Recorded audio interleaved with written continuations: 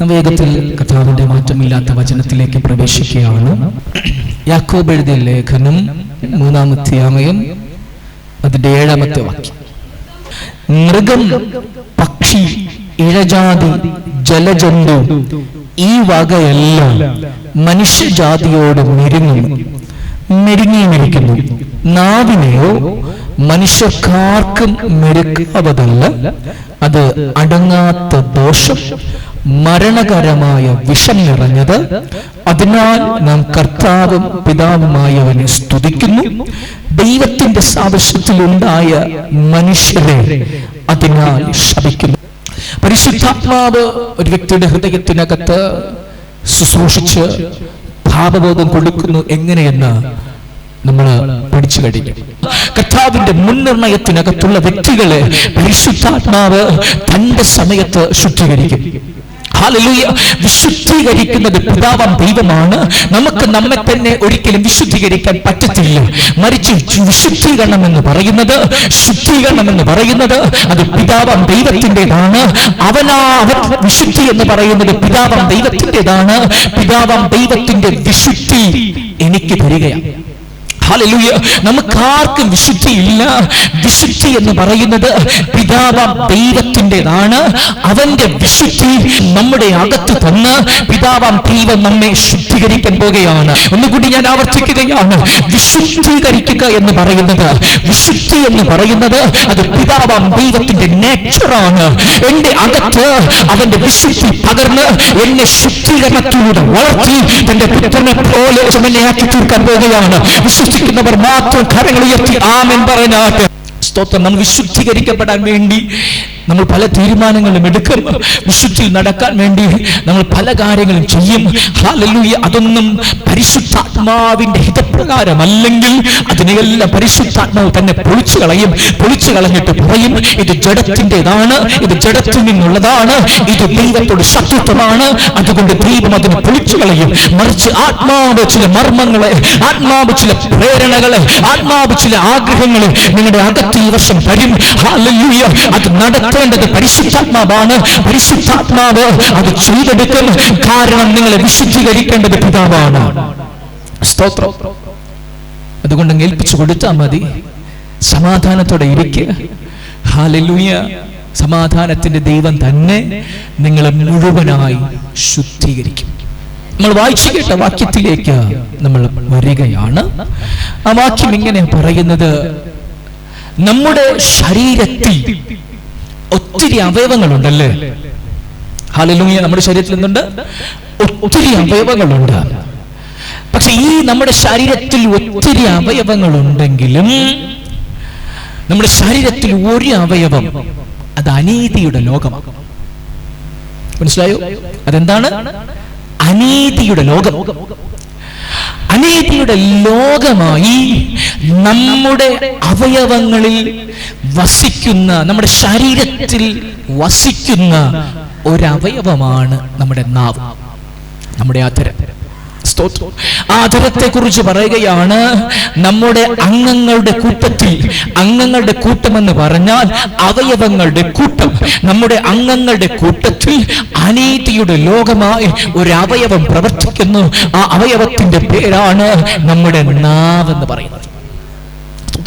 ഈ നാവിന് എന്ത് ചെയ്യാൻ പറ്റുമെന്നും ഈ യാക്കോബ് എഴുതിയ ലേഖനം 3-ാം അധ്യായത്തിൽ വ്യക്തമായി പറയുന്നുണ്ട്. ഇപ്പോൾ ബൈബിൾ വായിക്കേണ്ട സമയമല്ല. ആരും ഇതിനകത്ത് വചനം വായിക്കരുത്. ഇപ്പോൾ നിങ്ങൾ കേട്ടിരിക്കുക. ഹല്ലേലൂയ. ശ്രദ്ധിച്ചു കേൾക്കുക. ഈ വിശുദ്ധ തിരുവെഴുത്തിനകത്ത് യാക്കോബ് എഴുതിയ ലേഖനം 3-ാം അധ്യായം വായിക്കുമ്പോൾ അതിനകത്ത് നമ്മുടെ നാവിനെ പറ്റി ഒത്തിരി കാര്യങ്ങൾ പറയുന്നുണ്ട്. ആ നാവിനെ പറ്റി പറയുന്ന മറ്റൊരു കാര്യമാണ് നമ്മുടെ ജീവചക്രത്തിന് തീരാൻ പ്രാപ്തമായത്. ഹല്ലേലൂയ. നിത്യജീവനിലേക്കുള്ള വഴി, ഹല്ലേലൂയ, തീയിട്ട് നശിപ്പിക്കാൻ പ്രാപ്തമായ ഒന്നാണ് നമ്മുടെ അധരം എന്ന് പറയുന്നത്. മൂന്നാമത്തെ കാര്യം എന്ന് പറയുന്നത്, ഈ നാവിന് മറ്റൊരു കാര്യം കൂടി ചെയ്യാൻ പറ്റും. എന്താ ചെയ്യാൻ പറ്റുമെന്ന് അറിയാമോ? പാതാളത്തിലെ, നരകത്തിലെ തീയെ എന്റെ ശരീരത്തിൽ പിടിപ്പിക്കാൻ പറ്റും. പാതാളത്തിൽ കിടക്കുന്ന നരകത്തിലുള്ള തീ, ആ തീയെ എന്റെ ശരീരത്തിലേക്ക് കൊണ്ടുവരാൻ പറ്റും. ഹല്ലേലൂയ. ഏത് അവയവത്തിന് ഇത്രയും കാര്യങ്ങൾ ചെയ്യാൻ പറ്റുന്നത്? നമ്മുടെ അധരത്തിന്, നമ്മുടെ നാവിന് അത് ചെയ്യാൻ പറ്റും. യാക്കോബിന്റെ ലേഖനത്തിനകത്ത് വ്യക്തമായി ഈ നാവിനെ കുറിച്ച് ഇത്രയും കാര്യങ്ങൾ പറയുകയാണ്. ഒന്ന് നോക്കിയാട്ടെ, നമ്മുടെ നാവെന്ന് പറയുന്നത് ഏറ്റവും ചെറിയ അവയവമാണ്. ഹല്ലേലൂയ. ശ്രദ്ധിച്ചു കേൾക്കണം. ഏറ്റവും ഘനം കുറഞ്ഞ, ഏറ്റവും ചെറിയൊരു അവയവമാണ് നമ്മുടെ നാവെന്ന് പറയുന്നത്. പക്ഷെ ആ നാവിന്, ഏറ്റവും ചെറിയ അവയവമായ നാവിന് ഇത്രയും കാര്യങ്ങൾ നമ്മൾ ചെയ്തെടുക്കാൻ കഴിയുമെന്ന് വിശുദ്ധ തിരുവെടുത്ത് യാക്കോബിന്റെ ലേഖനത്തിലൂടെ സഭയ്ക്ക് വെളിപ്പെടുത്തുകയാണ്. ആ നാവിനെ കുറിച്ച് പറയുന്ന ഏറ്റവും പ്രധാനപ്പെട്ട ഒരു കാര്യം കൂടിയുണ്ട്. ആ കാര്യം എങ്ങനെയാണ്?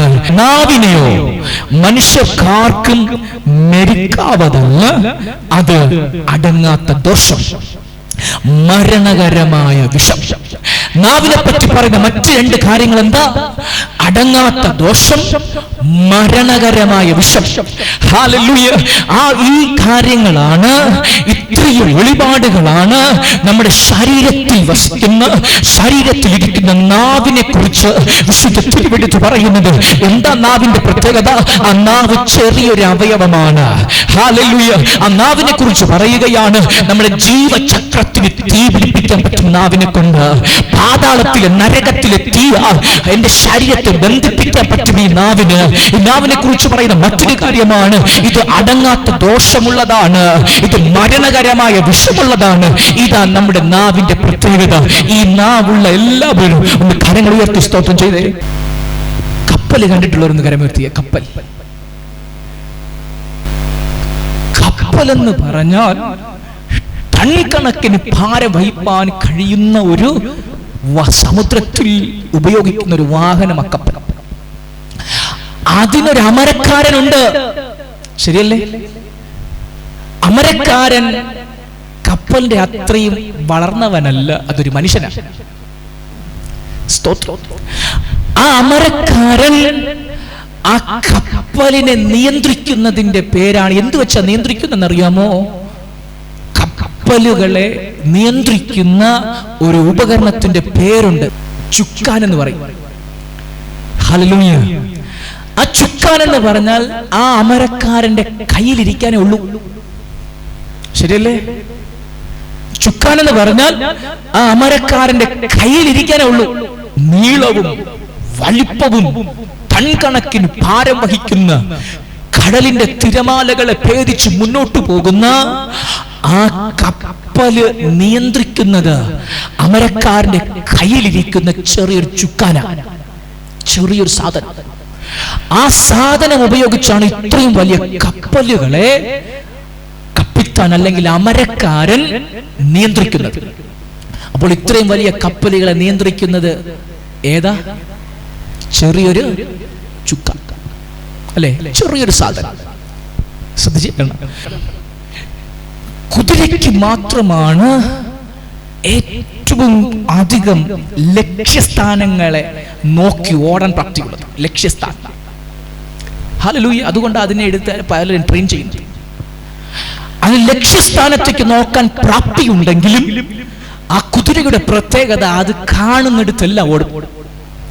അങ്ങനെ കാണുന്നിടത്തെല്ലാം ഓടാതിരിക്കാൻ വേണ്ടി ആ കുതിരയുടെ വായിൽ ഒരു കടിഞ്ഞാനിട്ട് കുതിരപ്പുറത്തിരിക്കുന്ന വ്യക്തിയുടെ കയ്യിൽ അത് പിടിച്ചേക്കും. ഹല്ലേലൂയ. ഇപ്പോൾ ശ്രദ്ധിച്ചേ, ആ കുതിരയുടെ കണ്ണ് സൈഡിലേക്ക് നോക്കാൻ പറ്റത്തില്ല. കടിഞ്ഞാൻ വായിൽ നിന്ന് തുടങ്ങി ആ വ്യക്തിയുടെ കയ്യിൽ പിടിച്ചിരിക്കുക കൊണ്ട് അതിന് നേർരേഖ മാത്രമേ കാണാൻ കഴിയത്തുള്ളൂ. ഹല്ലേലൂയ. ആ നേർരേഖയിൽ പോകുന്നത് എങ്ങനെയാണ്?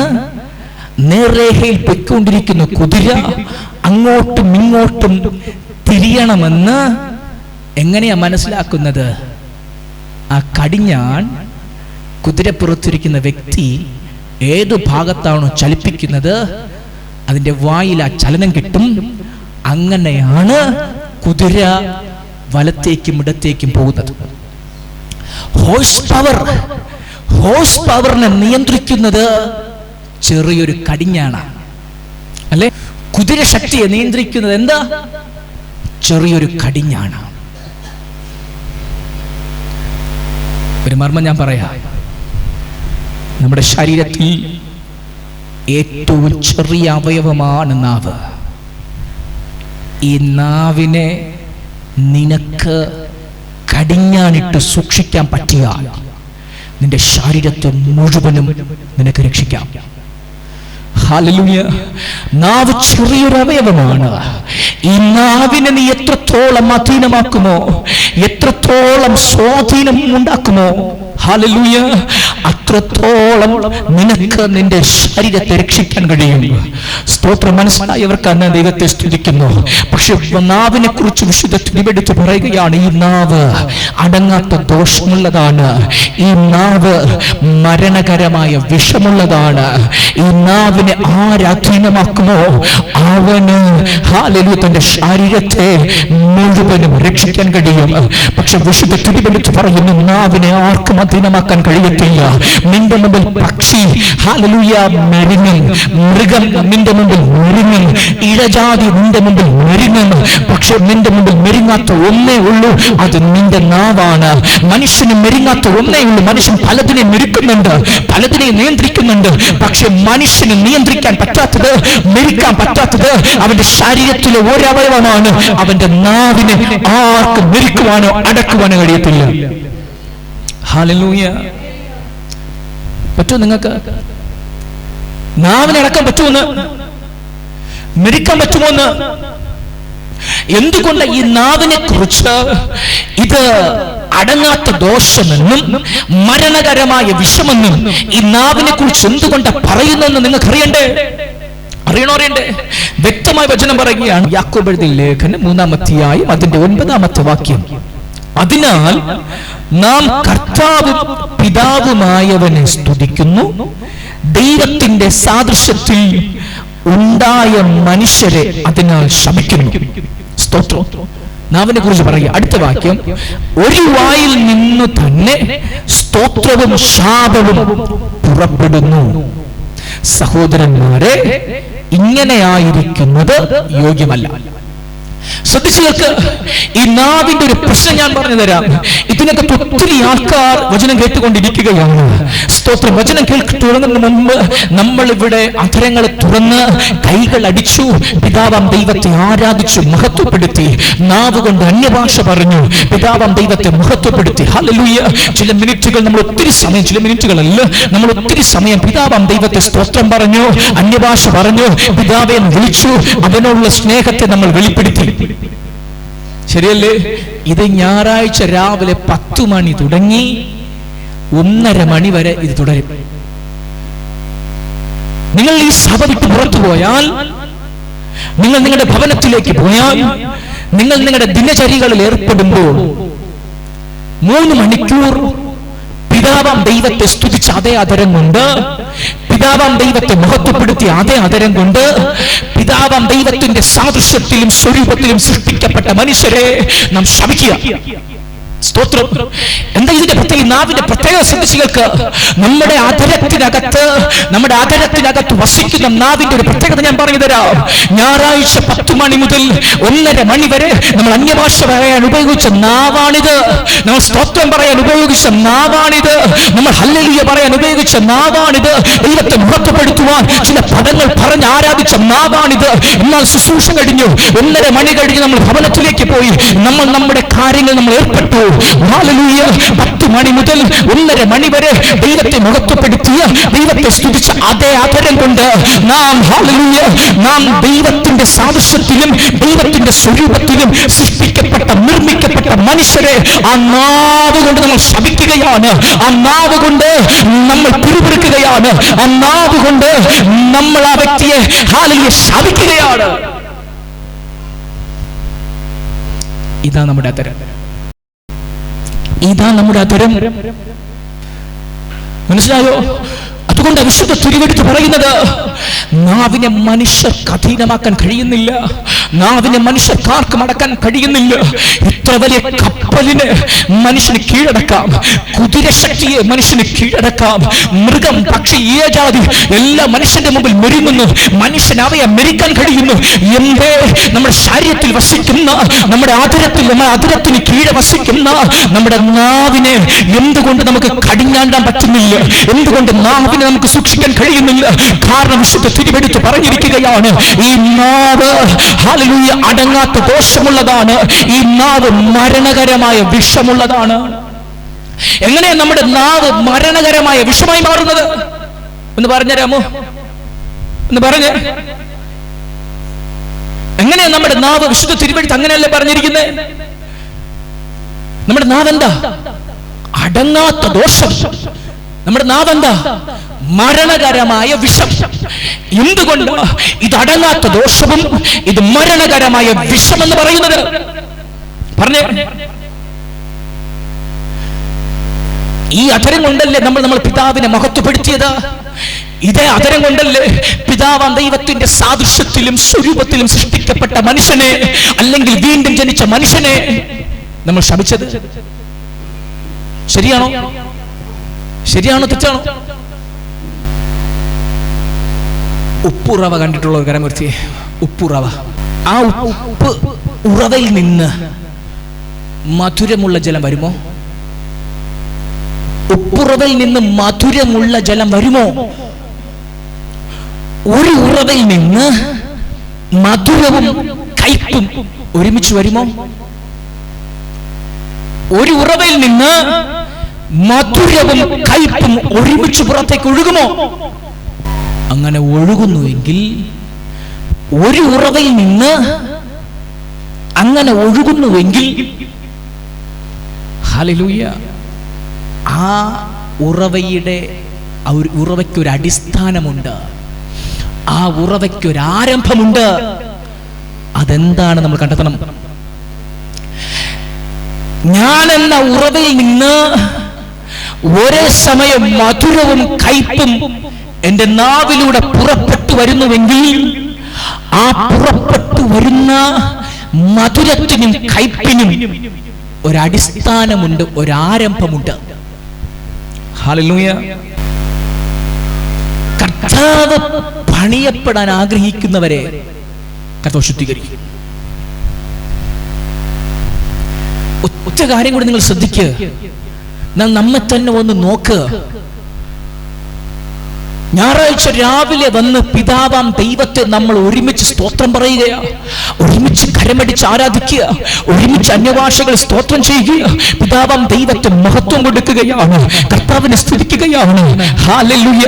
എന്നാൽ അതേ അധരം കൊണ്ട് ചില നിമിഷങ്ങൾ കഴിയുമ്പോൾ അതേ അധരം കൊണ്ട് ദൈവത്തിന്റെ സാദൃശ്യത്തിലും ദൈവത്തിന്റെ സ്വരൂപത്തിലും സൃഷ്ടിക്കപ്പെട്ട മനുഷ്യനെ, ദൈവത്തിന്റെ വചനത്താൽ വീണ്ടും ജനിക്കപ്പെട്ട വ്യക്തികളെ, ദൈവത്തിന്റെ പരിശുദ്ധാത്മാവിനാൽ വീണ്ടും ജനിക്കപ്പെട്ട മനുഷ്യരെ അതേ അധരം കൊണ്ട് നമ്മൾ ശപിക്കുന്നുവെങ്കിൽ, അതേ അധരം കൊണ്ട് നമ്മൾ ശാസിക്കുന്നുവെങ്കിൽ, അതേ അധരം കൊണ്ട് നമ്മൾ കലഹിക്കുന്നുവെങ്കിൽ, അതിന്റെ അർത്ഥം എന്തെന്നറിയാമോ? ആ നാവ് അടങ്ങാത്ത ദോഷമാണ്, ആ നാവ് മരണകരമായ വിഷമാണ്. ഒരിക്കലും ഒരു നാളും ഒരു ഉറവയിൽ നിന്ന് മധുരവും കയ്പും പുറപ്പെട്ടു വരത്തില്ല. ഉപ്പുറവയിൽ നിന്ന് മധുരത്തിന്റെ ഉറവ വെളിപ്പെട്ട് വരത്തില്ല. കാരണം എന്തെന്നറിയാമോ? മധുരവും കയ്പും ഒരു ഉറവയിൽ നിന്ന് പുറപ്പെട്ടു വന്നാൽ ആ ഉറവയ്ക്ക് ഒരു അടിസ്ഥാനമുണ്ട്. ആ അടിസ്ഥാനം എന്ന് പറയുന്നത് ആ ഉറവയുടെ ആരംഭമാണ്. അങ്ങനെയെങ്കിൽ എന്റെ അധരത്തിന്റെ ആരംഭം, എന്റെ അധരത്തിലൂടെ ഒഴുകി വരുന്ന ഉറവയുടെ ആരംഭം എന്തെന്ന് ഇന്ന് പകൽ ഈ സഭ കണ്ടെത്തണം. ഞാനും നിങ്ങളും ദൈവത്തെ സ്തുതിക്കുകയും ദൈവത്തിന്റെ സാദൃശ്യപ്രകാരം സ്വരൂപപ്രകാരം സൃഷ്ടിക്കപ്പെട്ട മനുഷ്യരെയും ശപിക്കുന്നുവെങ്കിൽ, അവനോട് സണ്ടയിടുന്നുവെങ്കിൽ, അവനോട് കയ്പ് സൂക്ഷിക്കുന്നുവെങ്കിൽ, ശ്രദ്ധിച്ചുകൾക്ക് എന്റെ അകത്തിരിക്കുന്ന ഉറവയുടെ ആരംഭമെന്ത്? പറ. എന്റെ അകത്തിരിക്കുന്ന ഈ ഉറവയുടെ ആരംഭമെന്ത്? ഹല്ലേലൂയ. സ്തോത്രം. ഒരിക്കലും അത്തിവൃക്ഷം ഒലിവ് പഴത്തെ കായ്ക്കത്തില്ല. ഹല്ലേലൂയ. മനസ്സിലായോ നിങ്ങൾക്ക്? അത്തിവൃക്ഷം ഒലിവ് പഴത്തെ കായ്ക്കത്തില്ല.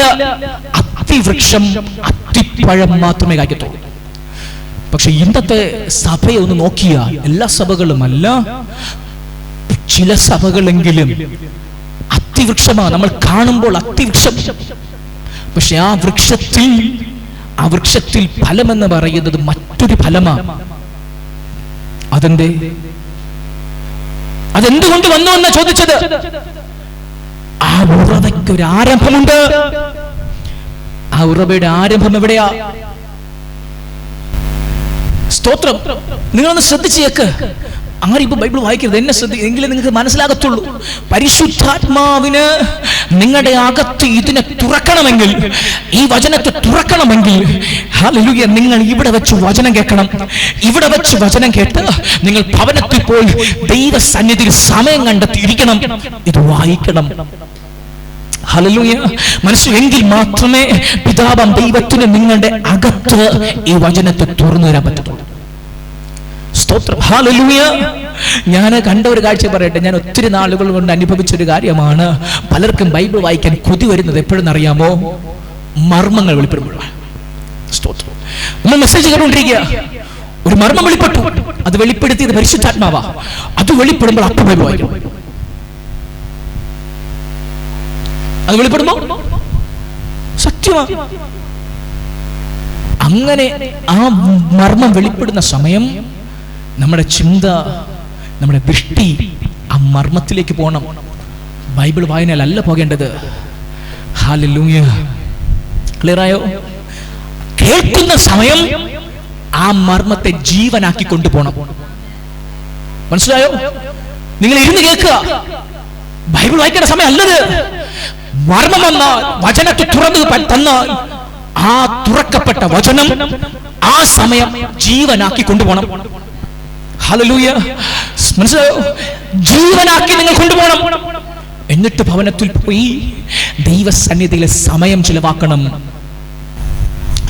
യാക്കോബ് എഴുതിയ ലേഖനം 3-ാം അധ്യായം അതിന്റെ 15-ാമത്തെ വാക്യം ഞാനൊന്ന് വായിക്കുകയാണ്.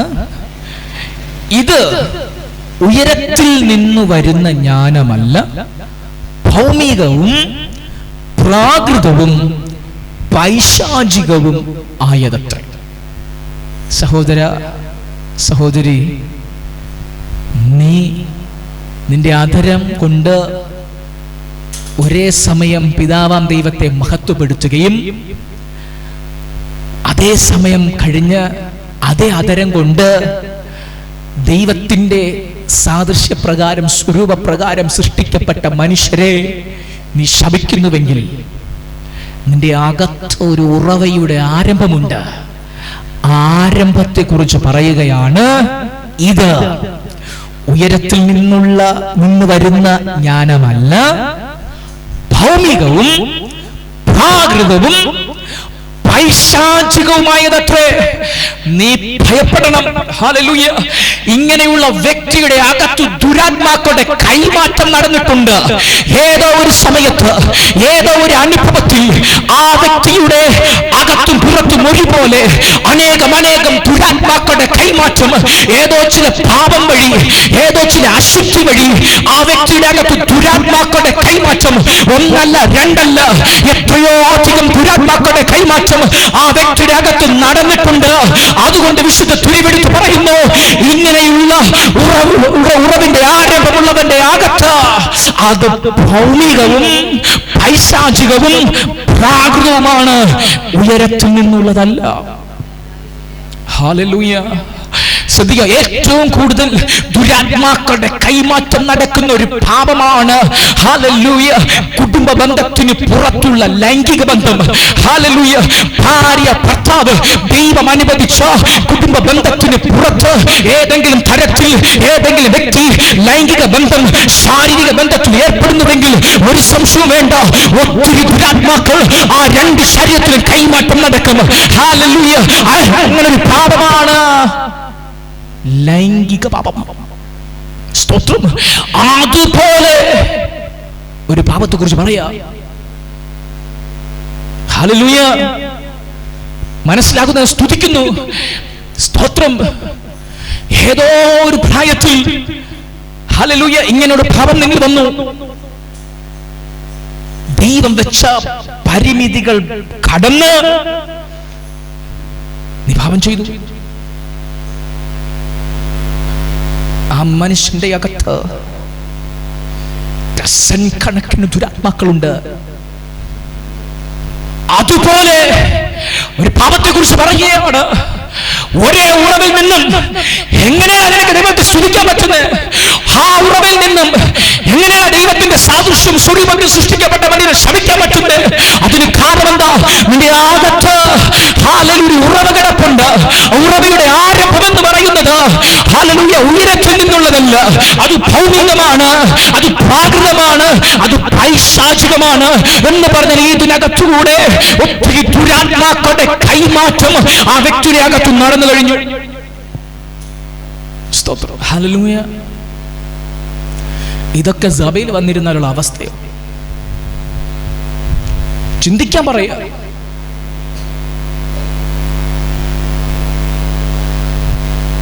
ഞാൻ ചിന്തിക്കാൻ പറയാ.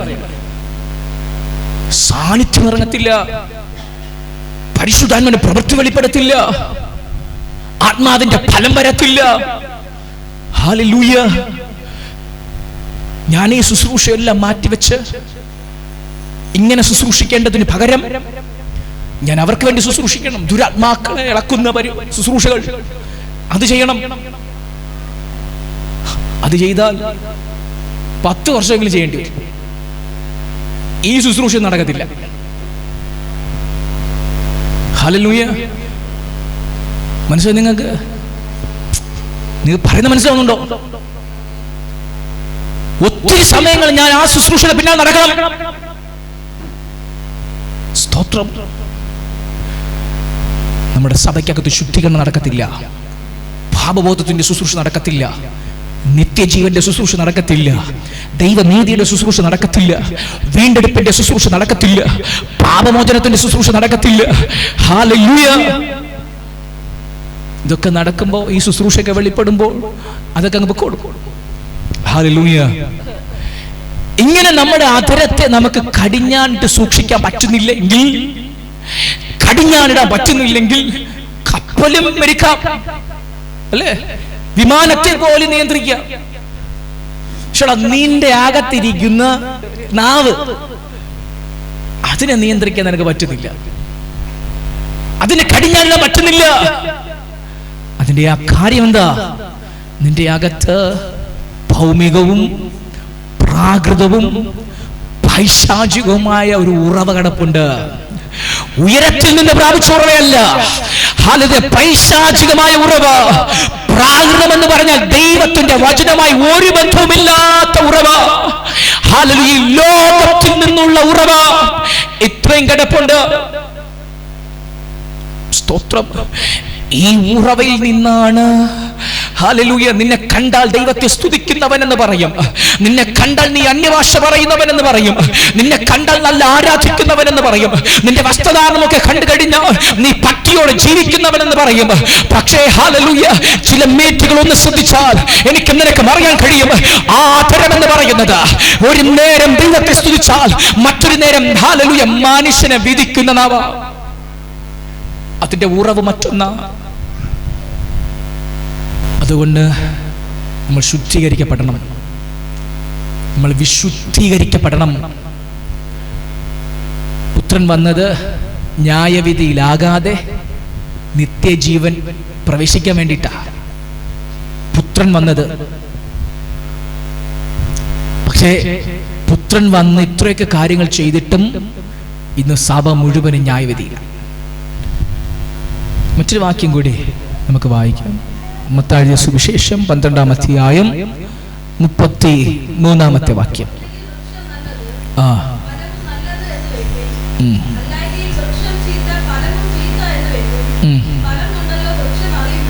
മതി. ഇത് നിങ്ങളെ പ്രത്യേകിച്ച് ഉപദേശിക്കേണ്ട ആവശ്യമില്ല, ഈ വചനമൊക്കെ നിങ്ങൾക്കറിയാം. സ്തോത്രം. ഫലം കൊണ്ടല്ലോ വൃക്ഷത്തെ പറഞ്ഞേ, ഫലം കൊണ്ടല്ലോ വൃക്ഷത്തെ അറിയുന്നത്, അല്ലേ?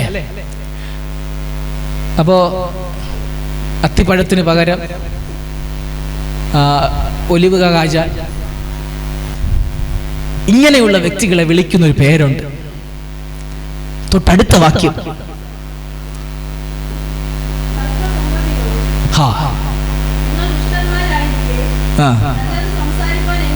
ഇത്രേ ഉള്ളൂ. നിങ്ങൾ ശ്രദ്ധിച്ചേക്കണേ, ഇങ്ങനെയുള്ള വ്യക്തികളെ പുത്രനാം ദൈവം അങ്ങ് വിളിക്കുക. സർപ്പത്തിൽ ഉണ്ടായ മക്കളെ, പാമ്പിൽ ജനിച്ച മക്കളെ, പേരെന്താ? വചനപ്രകാരം ജനിച്ചു, പിതാവിൽ നിന്ന് ജനിച്ചു, വചനത്തിൽ നിന്ന് ജനിച്ചു. പ്രവൃത്തി എന്താ? ദൈവത്തെ സ്തുതിക്കുന്നു, അത് കഴിഞ്ഞ് മനുഷ്യരെ ശപിക്കുന്നു. ഇത് രണ്ടും നോക്കിയിട്ട് കർത്താവ് വിളിച്ച പേരാണ് സർപ്പസന്തതികളെ. സർപ്പസന്തതികളെ, നിങ്ങൾ ദുഷ്ടരായിരിക്കെ നല്ലത് സംസാരിപ്പാൻ എങ്ങനെ കഴിയും? ക്ലിയറായോ? നിങ്ങൾ ദുഷ്ടരായിരിക്കെ പറ്റത്തില്ല, നല്ല സംസാരിക്കാൻ പറ്റത്തില്ല. നിങ്ങളുടെ അകത്തൊരു ഉറവ കിടപ്പുണ്ട്, അത് ഭൗമികവും പൈശാചികവും പ്രാകൃതവുമാണ്. ഇങ്ങനെ ഇരിക്കെ നല്ലത് സംസാരിപ്പാൻ നിങ്ങൾക്ക് എങ്ങനെ കഴിയുന്ന ചോദിച്ചത്? കഴിയില്ല. ഹല്ലേലൂയ. ആ വ്യക്തികളെ പറയുക, സർപ്പസന്തതികളെ, നിങ്ങൾ ദുഷ്ടരായിരിക്കെ നല്ലത് സംസാരിപ്പാൻ എങ്ങനെ കഴിയും? ഹൃദയം നിറഞ്ഞ് കവിയുന്നതിൽ നിന്നല്ലോ വായ് സംസാരിക്കുന്നത്. നല്ല മനുഷ്യൻ തന്റെ നല്ല നിക്ഷേപത്തിൽ നിന്നും നല്ലത് പുറപ്പെടുവിക്കുന്നു, ദുഷ്ട മനുഷ്യൻ ദുർനിക്ഷേപത്തിൽ നിന്ന്. ഹല്ലേലൂയ. ശ്രദ്ധിച്ചു കേൾക്കണമേ, രണ്ട് നിക്ഷേപങ്ങളെ പറ്റി പറയുകയാണ്. ഒന്നാമത്തെ നിക്ഷേപം എന്ന് പറയുന്നത് നല്ല നിക്ഷേപത്തിൽ നിന്ന് നല്ലത് പുറപ്പെടുവിക്കുന്നു. എന്നാൽ മറ്റവൻ അങ്ങനെയല്ല. അവൻ പ്രാപിച്ചത് നല്ല നിക്ഷേപമല്ല, അവൻ പ്രാപിച്ചത് ദുർനിക്ഷേപമാണ്. ദുർനിക്ഷേപം പ്രാപിച്ചിട്ട് ഒരിക്കലും നല്ലത് സംസാരിക്കാൻ പറ്റത്തില്ല. നല്ല മനുഷ്യൻ തന്റെ നല്ല നിക്ഷേപത്തിൽ നിന്ന് നല്ലത് സംസാരിക്കുമ്പോൾ ദുർനിക്ഷേപത്തിൽ നിന്ന് ഹല്ലേലൂയ ദുഷ്ടത മാത്രമേ സംസാരിക്കാൻ പറ്റത്തുള്ളൂ എന്ന് പറഞ്ഞാൽ അവന്റെ അകത്തൊരു നിക്ഷേപം കിടപ്പുണ്ട്. ഏതോ പ്രായത്തിൽ, ഏതോ സമയത്തിൽ, ഏതോ സാഹചര്യത്തിൽ അവന്റെ അകത്ത് വന്ന ചില നിക്ഷേപങ്ങളെ കുറിച്ച് പറയുകയാണ്. ഒരു നിക്ഷേപത്തിന്റെ പേരാണ് ദുർനിക്ഷേപം. ഹല്ലേലൂയ. ആ ദുർനിക്ഷേപമിരിക്കെ, ദുർനിക്ഷേപത്തിന്റെ പാത്രം അവന്റെ അകത്തിരിക്കെ, ആ പാത്രത്തിനകത്ത് മുഴുവനും ദുർനിക്ഷേപമിരിക്കെ, അവൻ ദുർനിക്ഷേപമായിരിക്കെ അവൻ എങ്ങനെ നല്ലത് സംസാരിക്കാൻ പറ്റും? അവന്റെ അതരത്തിലൂടെ എങ്ങനെ നല്ലത് പുറപ്പെട്ടു വരും? മരത്തിൽ അവന്റെ നിക്ഷേപം നീ നോക്കണം. അവൻ പ്രാപിച്ചിട്ടുള്ള നിക്ഷേപം ഏത്? ഏതാ നിക്ഷേപം? ദുർനിക്ഷേപമാണ്. അതുകൊണ്ട് സഭയോട് ഞാൻ പറയുകയാണ്, അവിശ്വാസികളോട് ഇണയില്ല പിണ കൂടരുത്. ഹല്ലേലൂയ. ദൈവസഭയ്ക്ക് വിഗ്രഹങ്ങളോട് എന്ത് യോഗ്യത? നിർത്തിക്കോണം. നിന്റെ ലക്ഷ്യം നിത്യതയാണെങ്കിൽ, നിന്റെ നടപ്പ്, നിന്റെ അകത്ത് നീ പ്രാപിച്ച വിശ്വാസം, നിന്റെ അകത്ത് വന്ന പ്രത്യാശ ഒരു പിതൃഭവനമാണെങ്കിൽ, ഒരു ദൈവരാജ്യമാണെങ്കിൽ, ദൈവത്തിന്റെ ഭവനമാണെങ്കിൽ, ദൈവത്തിന്റെ കൂട്ടായ്മയാണെങ്കിൽ ഇന്ന് മുതൽ നിർത്തിക്കൊള്ളണം. ഹല്ലേലൂയ. ദുർനിക്ഷേപത്തിന്റെ പിന്നാലെ നീ പോകരുത്. അവന്റെ അശുദ്ധി നിനക്ക് പറ്റും, അവന്റെ അശുദ്ധി നിന്നെ ബാധിക്കും, അവന്റെ അശുദ്ധി നിന്റെ ഹൃദയത്തെ പിടിക്കും, അവൻ നിന്ന് പുറപ്പെട്ടു വരുന്ന സകലം നിന്നെ ബാധിക്കും. ഹല്ലേലൂയ. ദൈവസഭയോട് പറയുകയാണ്, ദുഷ്ടനായിരിക്കും നല്ലത് പുറപ്പെടുവിക്കാൻ ആ മനുഷ്യൻ എങ്ങനെ കഴിയും? ഏതോ ഒരു പ്രായത്തിൽ, ഏതോ ഒരു സമയത്തിൽ, ഏതോ ഒരു സന്ദർഭത്തിൽ അവന്റെ അകത്തൊരു പാത്രം വെളിപ്പെട്ടു. ആ പാത്രത്തിനകത്ത് വന്നതെല്ലാം ദുർനിക്ഷേപമാണ്. ആ ദുർനിക്ഷേപത്തിന്റെ പിന്നാലെ നടക്കരുത്. ഹല്ലേലൂയ. ചിലപ്പോൾ നല്ല മണമായിരിക്കും, നല്ല ആകർഷണമായിരിക്കും, എന്തൊക്കെ പ്രത്യേകത തോന്നിയിരിക്കാം. പക്ഷെ നിനക്ക് നിന്നെ തന്നെ ബോധ്യം വേണം, വിഗ്രഹങ്ങൾക്ക് ഹല്ലേലൂയ ദൈവരാജ്യത്തോട് ദൈവസഭയ്ക്ക് എന്ത് യോഗ്യത? അതിന്റെ 39-ാമത്തെ വാക്യം എങ്ങനെ പറയാം? മത്തായിയുടെ സുവിശേഷം 12-ാം അധ്യായം 39-ാമത്തെ വാക്യം എങ്ങനെ പറയുന്നു? ദോഷവും വ്യഭിചാരവുമുള്ള തലമുറ അടയാളം തിരയുന്നു. ഹല്ലേലൂയ. ആരാ അടയാളം തിരയുന്നേ? ആരാ അടയാളം തിരയുന്നേ? ശുദ്ധീകരിക്കപ്പെട്ടുകൊണ്ടിരിക്കുന്നവനാണോ?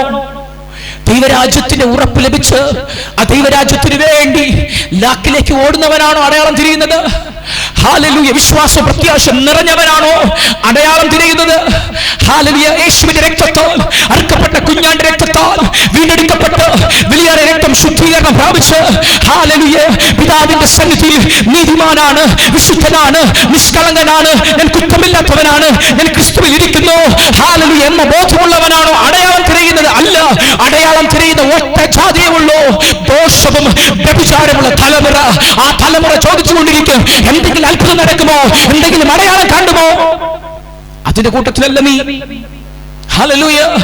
ശ്രദ്ധിച്ചുകൾ, നിന്റെ അകത്തൊരു രാജ്യം വന്നിട്ടുണ്ട്, നിന്റെ അകത്തൊരു നിക്ഷേപം വന്നിട്ടുണ്ട്. അത് ദൈവരാജ്യമാണ്. ഹല്ലേലൂയ. ദൈവരാജ്യം എന്ന നിക്ഷേപമാണ് നിന്റെ അകത്ത് വന്നതെങ്കിൽ നീ അതിന്റെ പിന്നാലെ പോകണം, അതിലേക്ക് നീ ഓടണം, അതിലേക്ക് നടക്കണം, നീ നല്ല പോർ പൊരുതണം. എന്നാൽ മറ്റവന്റെ അകത്തുള്ളത് ദുർനിക്ഷേപമാണ്. ആ നിക്ഷേപമുള്ളവൻ എപ്പോൾ നോക്കിക്കൊണ്ടിരിക്കും, വല്ലതും നടക്കുമോ? കർത്താവേ, 2026 ഇനിയെങ്കിലും എനിക്ക് തരണമേ. 2026 കഴിഞ്ഞ നാളുകളിൽ ഒരു മാറ്റം വന്നില്ല, ഈ വർഷമെങ്കിലും എനിക്കൊരു മാറ്റം തരണമേ എന്നൊക്കെ നോക്കിക്കൊണ്ടിരിക്കും. ദോഷവും വ്യഭിചാരമുള്ള തലമുറയാണ്. ആ കൂട്ടത്തിൽ എണ്ണപ്പെട്ടവനല്ല നീ. നീ നിന്റെ തലമുറയും നിന്റെ കുടുംബവും ആ കൂട്ടത്തിൽ എണ്ണപ്പെടേണ്ടതല്ല. നിനക്കൊരു പിതൃഭവനം ഒരുങ്ങുകയാണ്, നിനക്കൊരു അവകാശമായ ഭവനം ഒരുങ്ങുകയാണ്. നീ അടയാളത്തിന് പിന്നാലെ പോകരുത്, അത്ഭുതത്തെ അല്ല നോക്കേണ്ടത്. അത് നോക്കും കോട്ടവും വ്യഭിചാരമുള്ള തലമുറ അത് കാണട്ടെ, അത് ചോദിക്കട്ടെ. ഹല്ലേലൂയ. യോനാ പ്രവാചകന്റെ കാലഘട്ടത്തിൽ ഇങ്ങനൊരു തലമുറ ഉണ്ടായിരുന്നു. സ്തോത്രം. മനസ്സിലായി നിങ്ങൾക്ക്? യോനാ പ്രവാചകന്റെ കാലഘട്ടത്തിൽ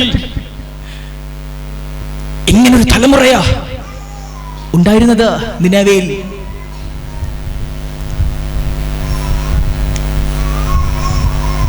അത്ഭുതം കണ്ടാൽ അവിടെ ചെന്ന് വീഴും. ഇത്രയും വർഷമായി കർത്താവേ, 2020 മുതൽ പ്രാർത്ഥിക്കാൻ തുടങ്ങിയതാ, ഇതുവരെയ്ക്കും കിട്ടില്ല, ഇനിയെങ്കിലും തരുമോ?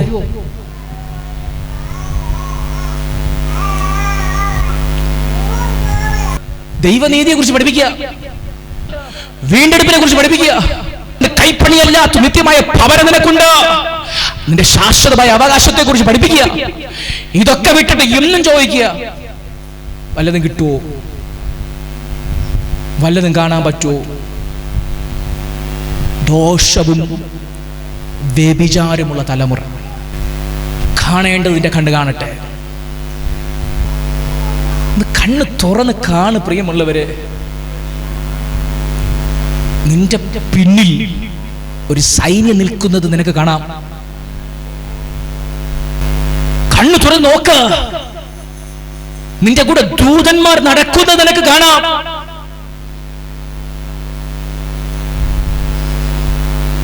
കണ്ണു തുറന്നാൽ ഉള്ളങ്കയിൽ വസ്തുവിനെ പോലെ നിന്നെ പിടിച്ചിരിക്കുന്നത് നിനക്ക് കാണാം. കണ്ണു തുറന്നാൽ കണ്ണിലെ കൃഷ്ണമണി പോലെ നിന്നെ പരിപാലിക്കുന്നത് കാണാം. ഇത്രയൊക്കെ നടന്നിട്ടും ഇന്നും പ്രാർത്ഥിക്കുക, തരണേ തരണേ തരണേ. 2000 വർഷങ്ങൾക്ക് മുമ്പ് നിന്റെ വീണ്ടെടുപ്പ് നടന്നു കഴിഞ്ഞെന്ന് പിതാവാം ദൈവം കാൽവരി ക്രൂശിൽ നിന്റെ രക്ഷയ്ക്കുള്ള സകലതും തികച്ചു, ഇനി ഒന്നും ചെയ്യാനില്ല. അതുകൊണ്ട് അവസാനം പറയുക, പിതാവേ, സകലതും നിവൃത്തിയായി. വല്ലതും ബാക്കിയുണ്ടെങ്കിൽ അങ്ങനെ പറയൂ കർത്താവ്. എന്തെങ്കിലും ചെയ്യാൻ ബാക്കിയുണ്ടെങ്കിൽ ക്രൂശിൽ കിടന്ന് അങ്ങനെ പറയൂ. പറയത്തില്ല. ഹല്ലേലൂയ. പറയുന്നത് ദൈവപുത്രനാണ്. കർത്താവ് പറഞ്ഞാൽ അവിടെ തീർന്നു. ഇതിന്റെ പിന്നാലെ ഓട്, ഇതിന്റെ പിന്നാലെ പോ. സകലതും നിവൃത്തിയായി. ക്രൂശിൽ എനിക്ക് വേണ്ടി എല്ലാം തികച്ചു, ഇനി എനിക്ക് വേണ്ടി ഒന്നും ചെയ്യാനില്ല. ഹല്ലേലൂയ. നാം ആ വെളിപാടിലാണ് പ്രവേശിക്കേണ്ടത്, നാം അതിലേക്കാണ് നോക്കേണ്ടത്. എന്നാൽ ഇതൊക്കെ വിട്ടിട്ട് ഹല്ലേലൂയ ഒന്ന് കാണാൻ പോലും കഴിയാതെ ആരൊക്കെയോ എന്തൊക്കെയോ വിളിച്ചു പറയാ. സ്തോത്രം. ഒരു ശുദ്ധീകരണം നിനക്കുണ്ടാകട്ടെ, വചനപ്രകാരമുള്ള ഒരു ജ്ഞാനം നിനക്കുണ്ടാകട്ടെ. ഹല്ലേലൂയ. ഒറ്റ കാര്യം കൂടെ പറഞ്ഞ് നമ്മൾ വചന ശുശ്രൂഷ അവസാനിപ്പിക്കും.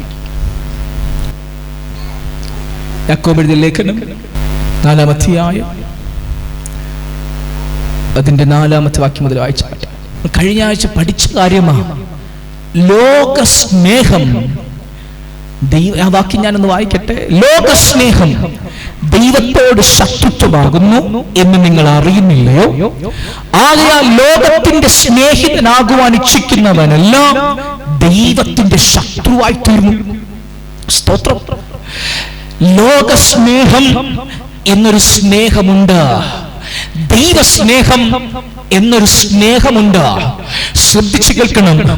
നമ്മൾ തീരുമാനിക്കേണ്ടത്, നമ്മുടെ അകത്ത് നിക്ഷേപിക്കപ്പെടേണ്ടത് ലോകസ്നേഹമാണോ ദൈവസ്നേഹമാണോ? ലോകസ്നേഹത്തെ കുറിച്ച് വിശുദ്ധ തിരുവെടുത്ത് പറയുന്നു, ലോകസ്നേഹം ദൈവത്തോട് ശത്രുത്വമാകുന്നു. ഹല്ലേലൂയ. അവിടെ കൊണ്ട് തീർന്നില്ല കേട്ടോ. ലോകത്തിന്റെ സ്നേഹിതനാകുവാൻ ഇച്ഛിക്കുന്നവനെല്ലാം അവൻ ദൈവത്തിന്റെ ശത്രുവായി തീർന്നു. ശ്രദ്ധിച്ചു കേൾക്കണം. ഇവിടെ ശത്രു എന്ന് പറയുന്നത് ലോകസ്നേഹമാണ്. ശത്രു. ശ്രദ്ധിച്ചു കേൾക്കണം. ആ ലോകസ്നേഹത്താൽ ഞാൻ നിറഞ്ഞ് ലോകത്തോട് ബന്ധപ്പെടുമ്പോൾ, ലോകത്തെ സ്നേഹിക്കാൻ ഇറങ്ങുമ്പോൾ, ലോകത്തിന്റെ കാര്യങ്ങളിലേക്ക് ഇടപെട്ട് തുടങ്ങുമ്പോൾ, വിശുദ്ധ തിരുവെടുത്ത് പറയുന്നു, ആ ലോകസ്നേഹത്താൽ ഞാൻ ഇതെല്ലാം ചെയ്യുന്നത് കൊണ്ട് ഞാനും ദൈവത്തിന്റെ ശത്രുവായി തീരുന്നു എന്ന് വിശുദ്ധ തിരുവെടുത്ത് പറയുന്നു. ഒരിക്കലും ഞാൻ പിതാവിന്റെ ശത്രുവല്ല, ലോകസ്നേഹമാണ് പിതാവിന്റെ ശത്രു. കാരണം എന്താ? ദൈവസ്നേഹം ഉള്ളത് കൊണ്ട് ലോകസ്നേഹം പിതാവിന്റെ ശത്രുവാണ്. നാം സ്നേഹിക്കേണ്ടതും നിറയേണ്ടതും ദൈവത്തിന്റെ സ്നേഹത്തിലാണ്, ലോകസ്നേഹത്തിലല്ല. ഞാൻ എന്റെ സഹോദരനെ സ്നേഹിക്കേണ്ടത് ദൈവസ്നേഹത്തിലാണ്, ലോകസ്നേഹത്തിലല്ല. ഞാൻ ശുശ്രൂഷ ചെയ്യേണ്ടത് ലോകസ്നേഹത്തിലല്ല, ദൈവസ്നേഹത്തിലാണ്. ഞാൻ എന്തെങ്കിലും ചെയ്താൽ അത് ചെയ്യേണ്ടത് ദൈവസ്നേഹത്തിലാണ്, ലോകസ്നേഹത്തിലല്ല. കാരണം വിശുദ്ധ തിരുവെടുത്ത് പറയുന്നു, ലോകസ്നേഹം എന്നൊരു സ്നേഹമുണ്ട്. ആ സ്നേഹം ദൈവത്തോട് ശത്രുത്വമാണ്. കാരണം ഒരു ലോകസ്നേഹം വെളിപ്പെട്ടു 2000 വർഷങ്ങൾക്ക് മുമ്പ് ക്രൂശിൽ. ഒരു ദൈവസ്നേഹം വെളിപ്പെട്ടു. ആ സ്നേഹം വെളിപ്പെട്ടത് കൊണ്ട് ലോകസ്നേഹം ദൈവത്തോട് ശത്രുത്വമാണ്. ലോകസ്നേഹമാ ശത്രു, മനുഷ്യനല്ല ശത്രു. എന്നാൽ ആ ലോകസ്നേഹം എന്റെ അകത്തിറങ്ങി വന്ന്, ആ ലോകസ്നേഹത്താൽ ഞാൻ നിറയപ്പെട്ട് ലോകത്തിലേക്ക് ഞാൻ ഇറങ്ങി ചെല്ലുമ്പോൾ, ലോകവുമായി ഞാൻ ബന്ധപ്പെടുമ്പോൾ, വിശുദ്ധ തിരുവെടുത്ത് പറയുന്നു, നീയും ദൈവത്തിന്റെ ശത്രുവാണ്.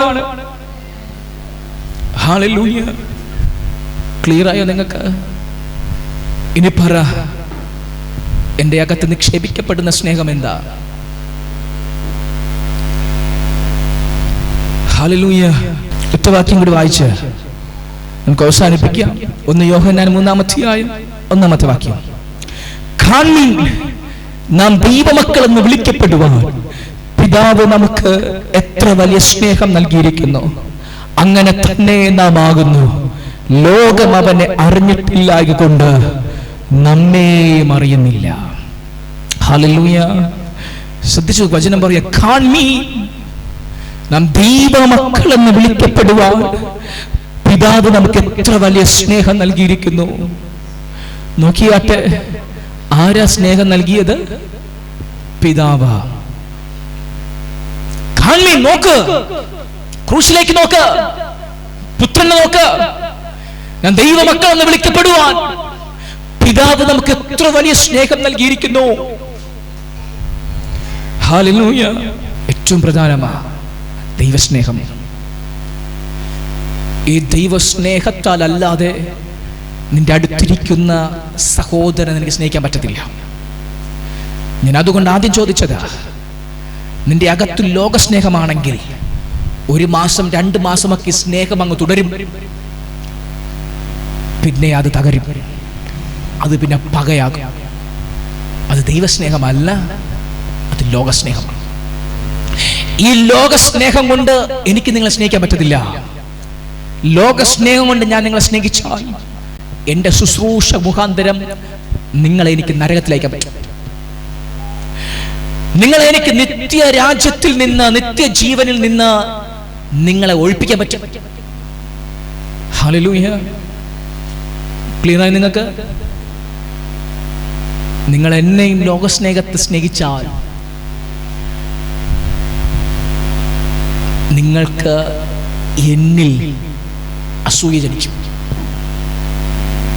നിങ്ങൾ എന്നെ ലോകസ്നേഹത്തിൽ കാണാൻ നോക്കിയാൽ നിങ്ങൾക്ക് എന്നിൽ പകയുണ്ടാകും, നിങ്ങൾക്ക് എന്നിൽ പെറുപെറുപ്പുണ്ടാകും.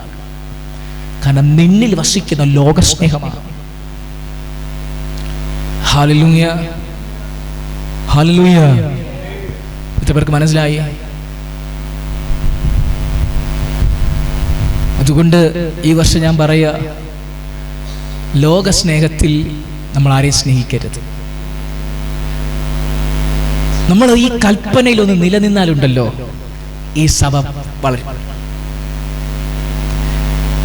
കൽപ്പനയിൽ നിലനിന്നാൽ, ഈ ദൈവസ്നേഹത്തിലാണ് നമ്മുടെ ശുശ്രൂഷ എങ്കിൽ, ഈ ദൈവസ്നേഹത്തിലാണ് നമ്മൾ മുന്നോട്ട് പോകാൻ തീരുമാനമെങ്കിൽ, കർത്താവ് ഈ സഭയെ വളർത്തും. കർത്താവ് ഈ സഭയെ വളർത്തും. എനിക്ക് വേണമെങ്കിൽ ഈ സഭയെ വളർത്താം. ഞാൻ എൻ്റെ ശുശ്രൂഷയിൽ അല്പം മായം ചേർത്താൽ മതി. തമ്പി, പാവേ, കുഞ്ഞുമോളെ, അശു പോട്ട് സിസ്റ്ററെ, പൊട്ടയ്ക്ക് ഇവിടെയുള്ള കാര്യം അവിടെ ചെന്ന് പറഞ്ഞ് അവരെ അങ്ങ് പൊലിപ്പിക്കണം. എന്നിട്ട് പറയും, സിസ്റ്ററെ ഞാനിതിവിടെ വന്ന് പറഞ്ഞെന്ന് പറയല്ലേ. അപ്പുറത്തെ വീട്ടിൽ ചെന്നിട്ട് അതേപോലെ ചെയ്തിട്ട് പറയണം, ഞാനാ ഇത് പറഞ്ഞതെന്ന് പറയരുതേ. ഒത്തിരി പേര് എനിക്കറിയാം, വിശ്വാസികളുടെ സഹതാപം പിടിച്ച് പറ്റിയാൽ പോക്കറ്റ് നിറയ്ക്കാം. പേഴ്സ്, ഒഴിഞ്ഞ പേഴ്സുമായിട്ട് വാ, നിറഞ്ഞ പേഴ്സുമായിട്ട് പോ.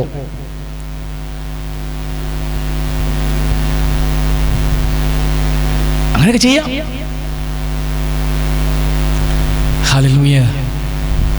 പക്ഷെ ദൈവസ്നേഹത്തിൽ ഇങ്ങനെയുള്ള ശുശ്രൂഷ ഒന്നുമില്ല. ദൈവസ്നേഹത്തിൽ ദുർനിക്ഷേപത്തിന്റെ ശുശ്രൂഷ ഒന്നുമില്ല. ദുഷ്ടതയിൽ നിന്നുള്ള ശുശ്രൂഷയില്ല. ദൈവസ്നേഹത്തിലുള്ള നിത്യതയിലുള്ള ശുശ്രൂഷ മാത്രമേ ഉള്ളൂ. ഹല്ലേലൂയ. തല പോയാലും ദൈവസ്നേഹത്തിലുള്ള ശുശ്രൂഷയുള്ളൂ. തികഞ്ഞ ദൈവസ്നേഹം ഭയത്തെ പുറത്താക്കും.